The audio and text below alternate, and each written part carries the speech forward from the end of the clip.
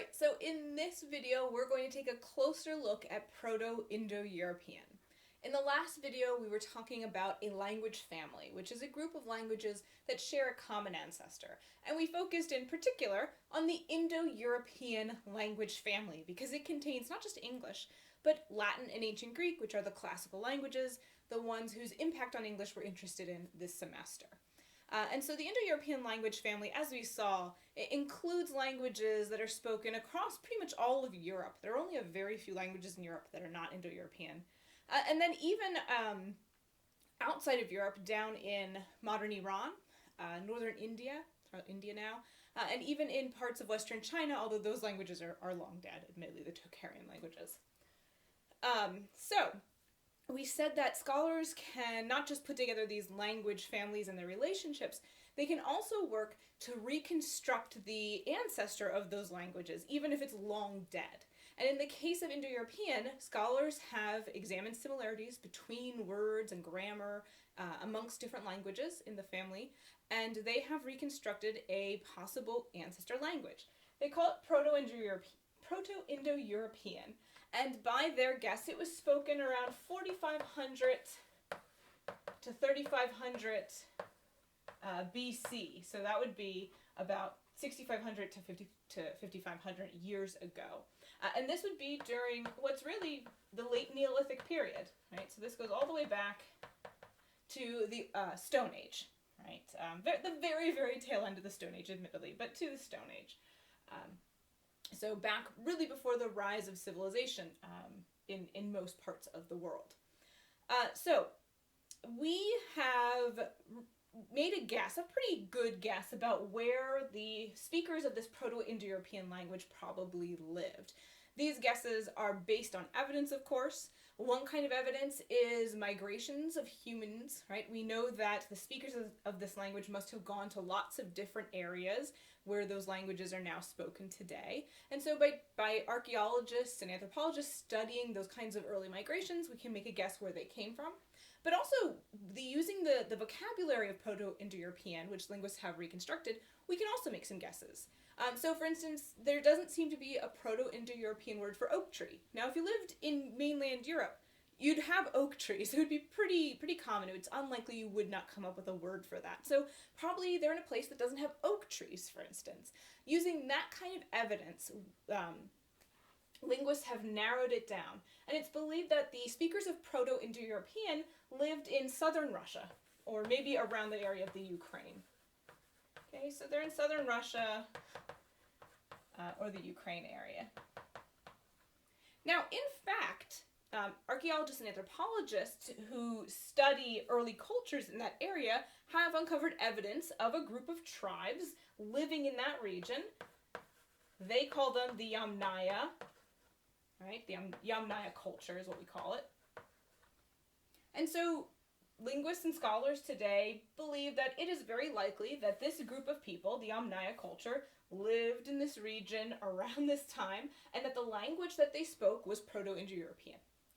And then over time, the people living in the Yamnaya culture began to migrate into new regions, bringing their language and their culture with them.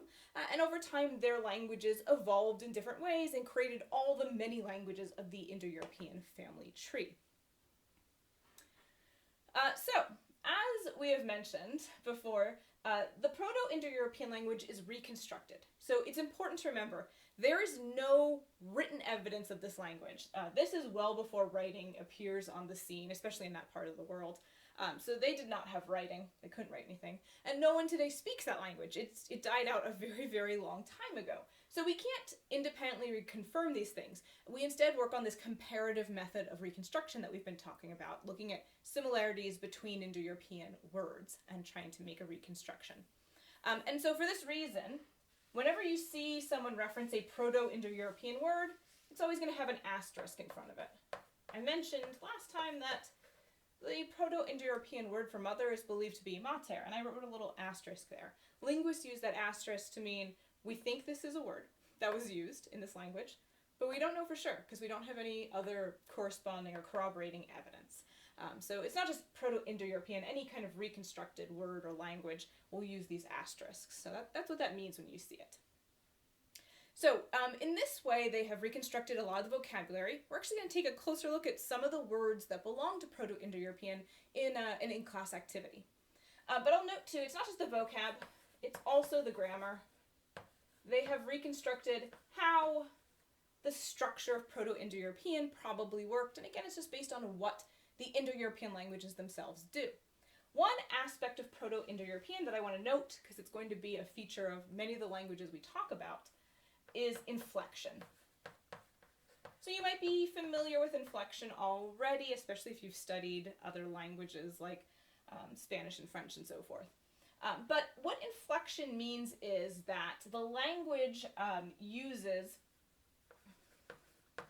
endings, right? Many words have an ending, and the word tells you the meaning, right? That holds the meaning, and the ending tells you something about the grammar of that word, how it's being used, things like that. We can use some examples from English, although I will say English is weakly inflected. It used to have more endings. We've gotten rid of most of them because they were annoying. But we can look at a couple things. Let's say you have the word boys, right? Boys is really made up of the word boy and the ending s, and that s tells us not something about the meaning, but about the grammar, that this is plural. We're talking about more than one. Or we have a word like walked. Again, walk is really the word. It describes the action that we wanted to talk about. The ed on the end is just the ending, and it tells us that this happened in the past. It's a past tense verb. So in inflected languages like Indo-European, we see word endings, especially on nouns, where the endings can indicate what we call number. Is it singular? Is it plural? Gender, which we don't have in English anymore, but again, if you've studied something like French or Spanish, you're familiar with it, where nouns have what's called grammatical gender. And what we'll call their function. Is this noun the subject of the sentence? Is it the object? Is it the object of a preposition? There's a lot of different functions that a noun can have in a sentence, and the ending can tell you what it is. Verbs also tend to have endings, right? So verb endings tell you what a little bit of information about the subject. What's called person. This is whether it's I speaking, or I is the subject, you is the subject, or something else is. So it can tell you that. It can tell you tense. Is this action happening now, in the past, in the future? Is it already finished? Is it ongoing?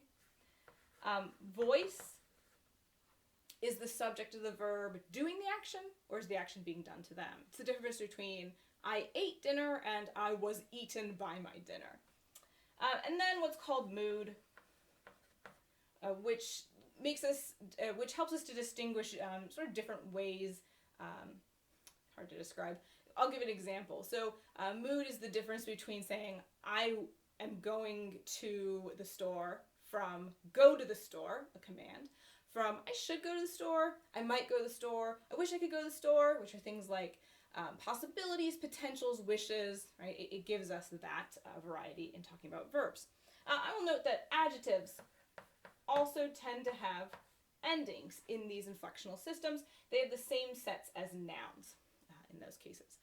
So we have reconstructed a Proto-Indo-European language with a certain vocabulary and a certain grammatical structure, right? But we can't ever absolutely be certain, because there is no, and there never will be any evidence for this language that is direct. Now before we end, I just want to point out one other thing, which is there are certainly scholars who wonder, could we go further back? We have reconstructed back to Indo-European, but Proto-Indo-European had to come from somewhere. It is the descendant of something, right? Or it is split off from another language. Can we go even further back? And there are some scholars who believe that we can, and who have attempted to make those kinds of reconstructions. Not all linguists are down for this kind of approach, though. Plenty of linguists think that this is ridiculous. It's kind of a fool's errand, that you won't be able to get far with any certainty whatsoever. So there are attempts, there are people who have put together a kind of super language family made up of a couple different language families called Nostradic. There are a few examples of that, and they use the same kind of methods and the same kind of evidence. It's just that the further back you go, the shakier it gets. And so when I say this is the furthest back, the earliest ancestor of English, surely there were earlier languages that this descended from. but we can't confidently reconstruct them, right? And the reconstructions that we might see today, scholars tend to be very, very wary of, right? Not a lot of scholars really accept them as valid. Okay, so we'll end with that there. Thanks for watching. Bye.